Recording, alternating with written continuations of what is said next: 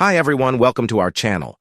Douglas Macgregor asserts that the primary concern for most Americans centers on the southern border, where approximately 10 million undocumented individuals are entering without proper vetting or security measures.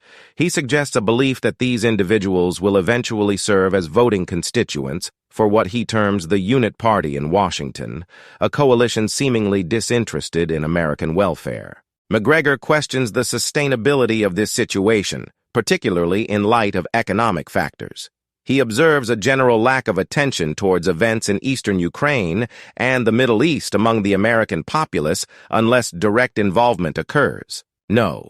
Simply because he believes that the American citizens who cast their votes don't hold much sway in Washington, he describes a political landscape dominated by elites beholden to oligarchs, billionaires, and various interest groups such as the Israel lobby or the military-industrial complex.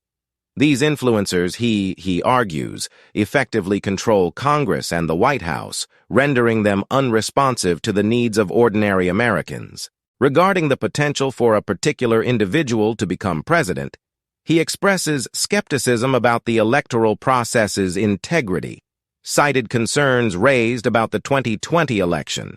He questions whether anyone can be elected amidst such electoral integrity issues. Even if elected, he ponders what impact this individual would have on governance, cited past instances where campaign promises from actual actions, particularly regarding border security.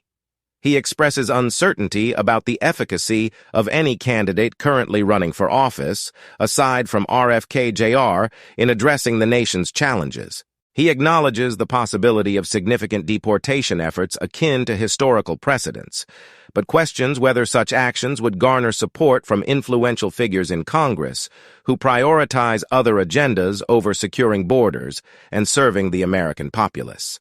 In essence, he sees no straightforward solutions to the complex problems facing the nation.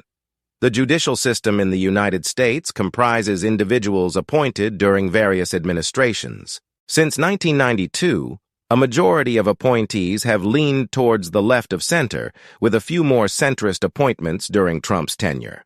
However, the predominance of judges aligning with leftist ideologies persists. Geographic disparities also play a role, with regions like New York City or Washington, D.C. potentially leading to judgments. This erosion of trust reflects a broader breakdown in institutions that Americans have relied on for centuries, with public confidence reaching an all-time low. I think most of us perceive Tucker Carlson as a voice for freedom of speech, reflecting the sentiments of Americans in general, not just those in uniform.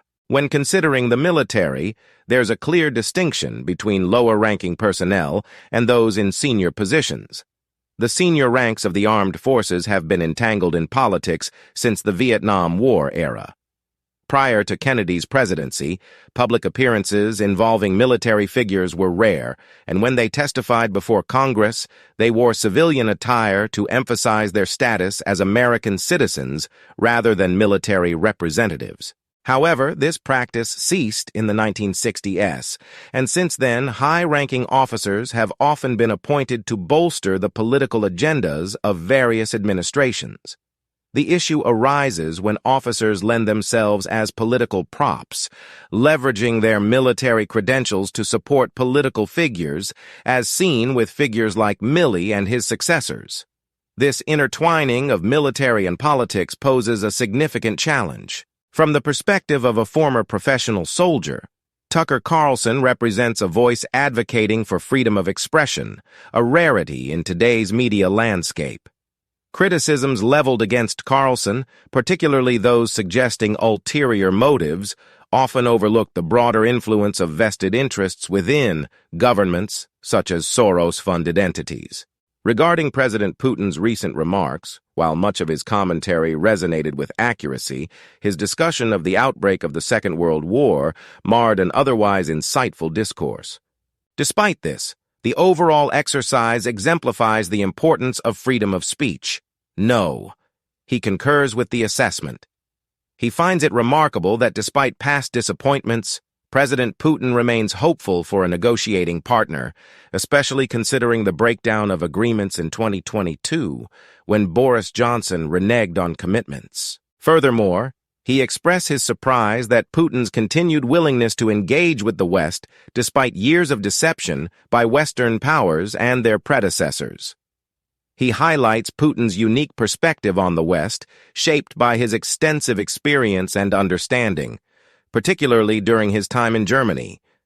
However, he raises concerns about the potential shift in Russian leadership towards individuals less inclined towards the West, posing a significant threat. He acknowledges the media's role in shaping public perception, often favoring opposing narratives.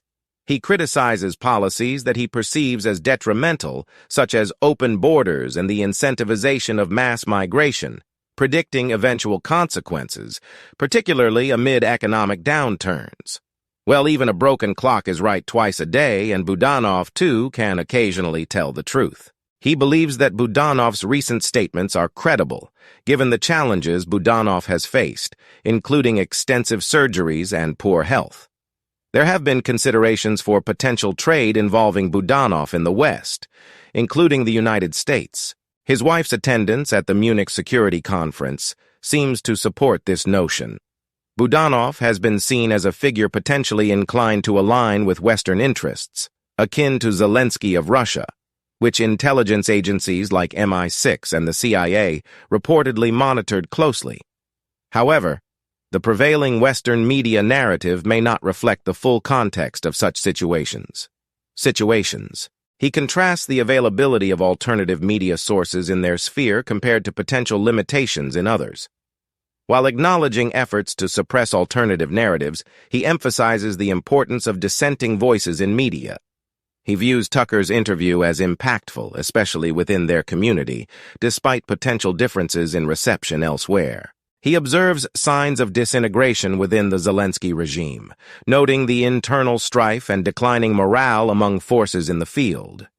Despite efforts by the SBU to maintain control through coercive measures, there is widespread fear among the population, primarily directed towards the Zelensky regime rather than external threats.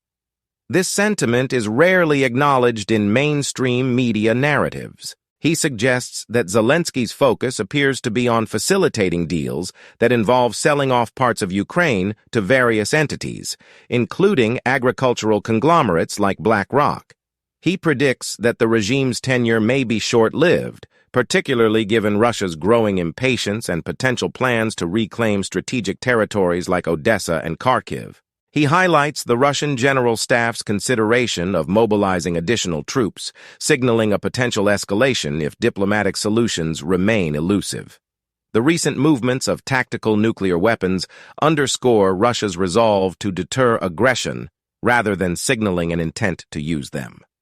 Despite calls from figures like Macron for NATO intervention, practical constraints within NATO, such as reduced troop numbers, undermine such proposals. He stresses the human cost of the conflict, with over 500,000 Ukrainian soldiers killed or wounded, indicating a profound humanitarian crisis. He questions the absence of a humanitarian response from international leaders like Chancellor Scholz, given the magnitude of suffering endured by Ukrainians. A successful military commander comprehends both the capabilities and limitations of his forces, essential for achieving success, without overburdening or underutilizing the troops under his command. He believes that Mr. Putin, from the outset, aimed for a limited engagement, initially deploying a modest force that later proved insufficient. Subsequently, the Russian military underwent significant improvements in morale, discipline, equipment, and leadership, surpassing its 19EE's counterpart and emerging as one of the strongest in Eurasia. Contrary to expectations, Mr. Putin garnered substantial support for his actions, with over 80% of the Russian population reportedly endorsing his decisions. He draws a parallel between Putin's approach and that of Field Marshal Montgomery, who transformed the beleaguered Eighth Army in North Africa during World War II through enhanced training, leadership, and equipment, culminating in notable success.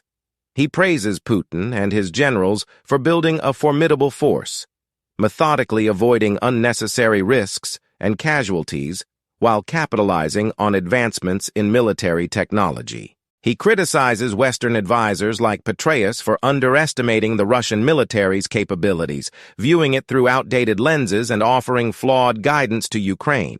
He laments the influence of narrative over truth, noting how well-funded retired generals and politicians perpetuate narratives irrespective of facts. He highlights the general disinterest among most Americans in European affairs, leading to widespread acceptance of narratives crafted by authoritative figures despite their inaccuracies.